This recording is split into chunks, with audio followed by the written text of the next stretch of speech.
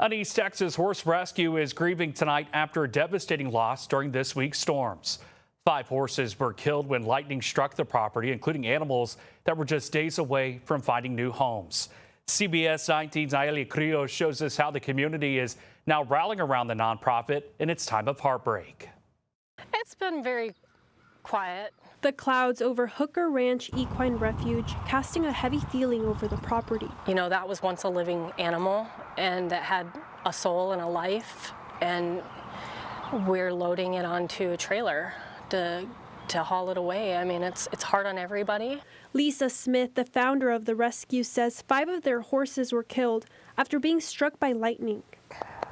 Come on. Something she has heard of happening, but never imagined it would happen to them. My heart dropped, and he said, "Babe, you need to come here and look." And I looked, and 5 of our horses were laid underneath a tree, and I knew immediately what had happened. Several of the horses that tragically lost their life after the storm were ready to be adopted. Like several of these horses on this field, they are ready for their forever homes.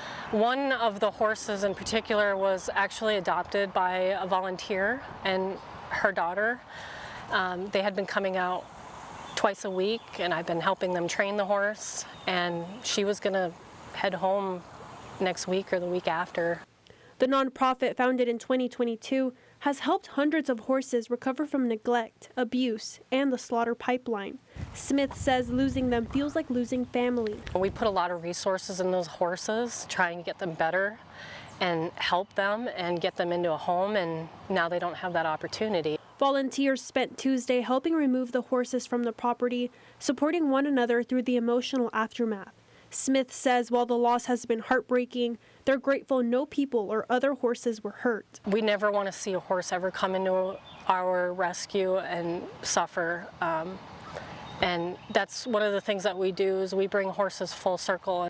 The rescue says the community has already started reaching out with donations, equipment, and volunteer support as they continue caring for the other horses on the property.